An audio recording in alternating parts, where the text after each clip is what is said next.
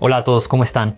Yo soy el pastor Antonio Jr. y hoy estoy aquí con mi tío Mariano Vícego. Él es historiador, fue mi profesor de historia, hablamos mucho sobre temas históricos. Mariano, ese día me presentaste una serie muy interesante sobre la guerra de Yom Kippur y por eso te invité aquí para que platiquemos sobre ese tema. Y quería que explicaras sobre el gran milagro que Dios hizo con el pueblo de Israel durante una guerra. Creo que tal vez la mayoría de ustedes no sepan de ese milagro que Dios hizo. Incluso hay documentales aquí en YouTube, ¿verdad? Son los propios soldados quienes relatan el milagro que vieron con sus propios ojos. Me gustaría que comenzaras hablando sobre esa guerra. Desde la época romana, cuando el territorio donde vivían los judíos fue ocupado por Roma, ese pueblo empezó a ser perseguido por motivos religiosos y también por otros motivos económicos. Y hasta hoy esa pregunta sigue existiendo. ¿Por qué los judíos son tan perseguidos después de la diáspora, que fue el episodio cuando los romanos expulsaron a los judíos de su tierra y ellos se dispersaron por el mundo y llegaron a África, a América, y tuvieron que sobrevivir sin tener un país, sin tener una tierra propia? Ellos empezaron a vivir en otros países y con eso empezaron a acumular riqueza y a guardar esa riqueza. Incluso los acusan de avaricia. Es porque tenían que sobrevivir, entonces tenían que tener posesiones, ya sea dinero, joyas u otros objetos de valor, para poder, en una emergencia, garantizar su supervivencia. Entonces, con eso, los judíos pasaron a ser personas que, dentro de las sociedades que los aceptaban o en otras en las que vivían escondidos, ellos acumulaban riquezas y empezaban a sobrevivir, e incluso llegaban a destacarse dentro de esas sociedades. Y muchos de esos llamados ricos nobles, personas adineradas, empezaron a ver la riqueza del judío de una manera prejuiciosa. Eran ricos, pero no tenían la llamada sangre azul ni origen noble en ese país. Eso varía de país a país. Eso explica entonces por qué el judío prospera tanto, ya lo tienen en su cultura. Esa cuestión de tener que producir, de tener que acumular. También es por supervivencia, no simplemente para acumular riqueza o hacerse rico y cada vez más rico, sino para garantizar su supervivencia, porque vienen de dificultades a lo largo de los siglos. Entonces es natural que sobrevivan y sobrevivan de una manera diferente a los pueblos en los que estaban insertados. Y con eso, los judíos a lo largo de los siglos y de la formación de las naciones, en muchos de esos países pasan a ser perseguidos o son marcados por la gente de una manera prejuiciosa. Esto culminó con la persecución total de los judíos durante el periodo en que los nazis estuvieron en el poder en Alemania. Porque ahí se desató el prejuicio y ahí se desató el odio. Que los alemanes, que estaban en una época en que Alemania, después de la Primera Guerra Mundial, tuvo una crisis económica muy grande porque tuvo que indemnizar a los países que ganaron la Primera Guerra. Entonces había que buscar un chivo expiatorio. Y se encontró. Los políticos alemanes señalaron con el dedo a los judíos. La causa de la desgracia de Alemania son esos judíos ricos y vamos a perseguirlos. Ocurrió una persecución que resultó en el exterminio de 6 millones de judíos. Entonces también existe el lado espiritual y que la Biblia muestra que Dios eligió al pueblo de Israel precisamente por ser la nación más pequeña que existía en esa época, el pueblo más vulnerable. Y eso es lo que dice la Biblia, que Dios eligió a ese pueblo precisamente para que las naciones vieran cómo es. ¿Puede una nación tan pequeña prosperar tanto? ¿Cómo es posible que un pueblo tan frágil sea tan inteligente? Porque el pueblo de Israel desarrolló muchas cosas en la guerra, muchas armas, y es un pueblo tan sabio. Todo eso para que ellos pudieran mostrarle a todos los pueblos que Dios era su Señor, así que ese era el propósito de Dios. Entonces, trayendo esto al lado espiritual, existe ese odio contra la nación de Israel, porque Dios tiene un plan para ese pueblo, Dios tiene un plan de salvación para ellos.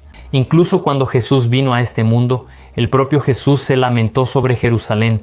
Eso está en Mateo capítulo 23, a partir del versículo 37, y él dijo: oh Jerusalén, cuántas veces quise juntarte. Como una gallina reúne a sus pollitos bajo sus alas, y no quisiste, apedreaste a los profetas, callaste la voz del Espíritu Santo, y ahora su casa quedará desierta hasta el día en que clamen, bendito el que viene en el nombre del Señor. El diablo no conoce todos los planes de Dios, pero sabe por las Escrituras que Dios tiene un plan de salvación.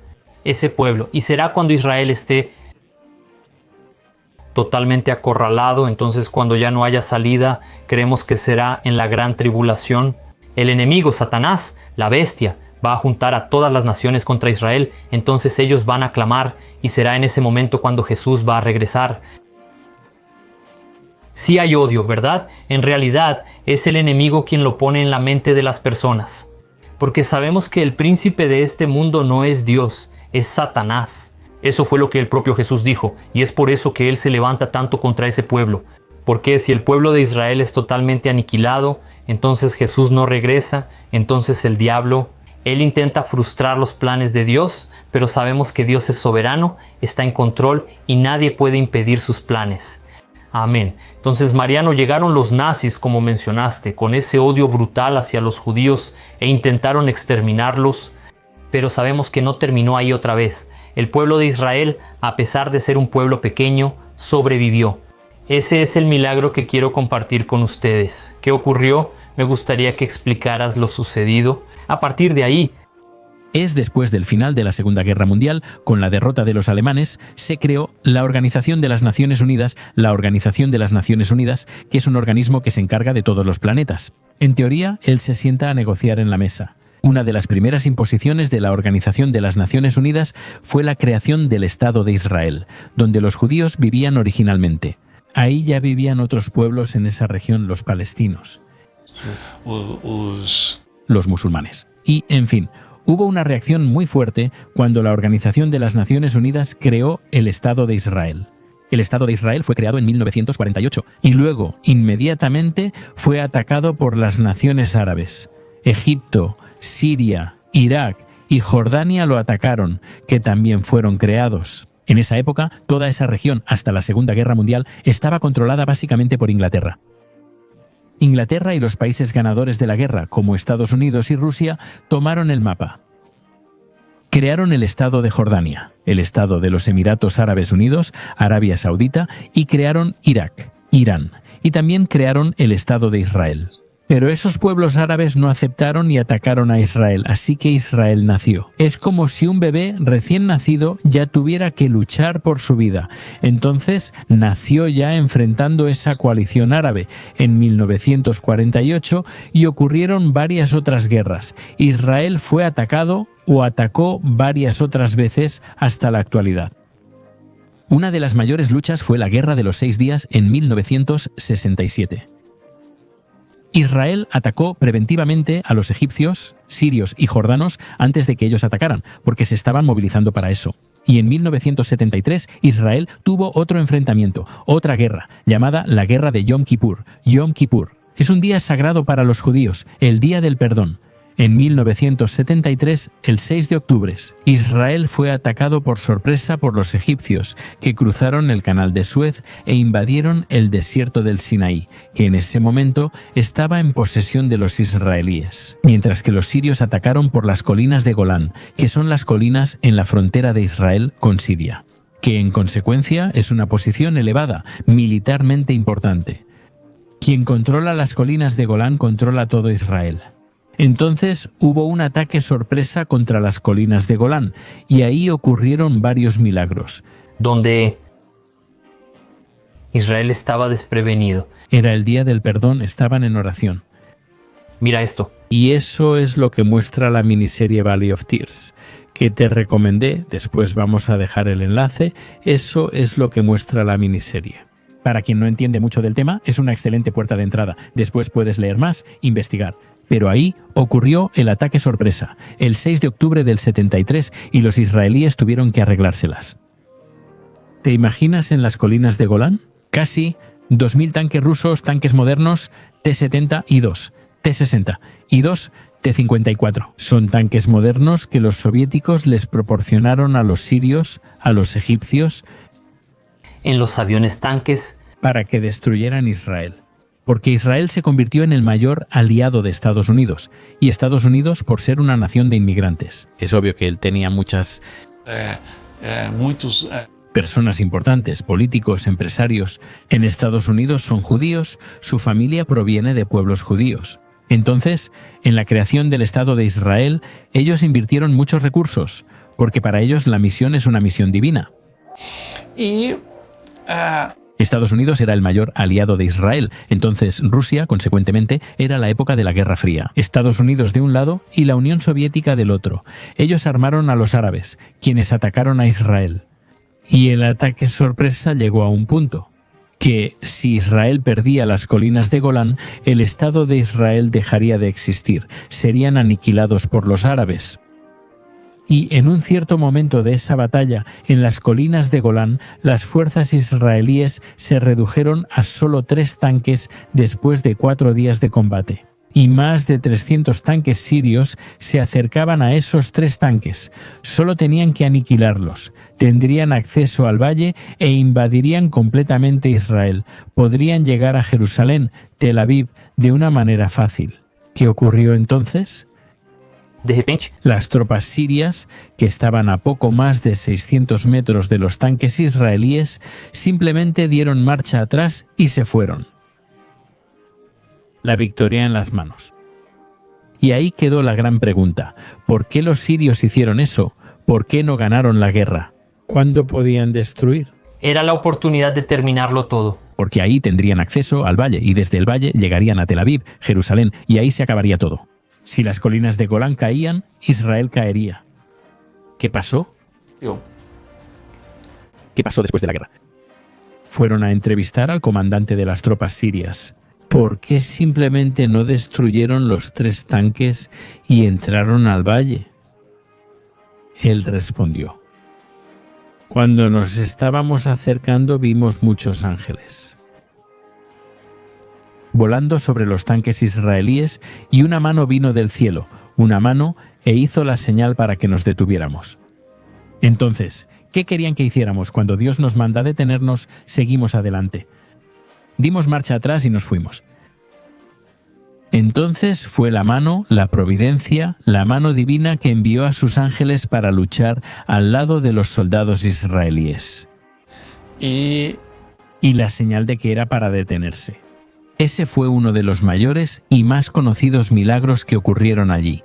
Nosotros estuvimos en Israel, tú y yo estuve visitando algunos de esos campos de batalla. Y en cuanto se suscriban a mi canal y empiecen a ver mis videos, verán que visito y cuento historias de esos lugares. Donde ocurrieron los hechos, ahí queda la invitación. El Juninho es un viejo, el Junior es un espectador asiduo. Espero que a ustedes también les guste. Y siempre contamos esas historias, pero ahí en Israel te das cuenta de eso, ¿verdad? No solo fue la historia de los ángeles que detuvieron los tanques sirios. También hubo la historia de una compañía que se estaba desplazando para intentar cerrar una brecha por donde los sirios también habían penetrado en las colinas de Golán. Y, de repente, el comandante detiene a su tropa y dice: «Muchachos, estamos en un campo minado, así que estaban en un terreno lleno de minas, que son esas bombas que entierras en el suelo, y si pisas, explotan y causan la muerte». Así que el comandante avisó: «Estamos en un campo minado». ¿Qué hicieron las tropas? Se tiraron al suelo y excavaron con la bayoneta, ya que al tocar un detonador, la mina explota. Entonces los soldados estaban buscando un camino, pues cualquier movimiento lateral podría causar la muerte de uno o varios. Y uno de los soldados comenzó a hacer una oración muy profunda, uno de los soldados israelíes, una oración muy profunda.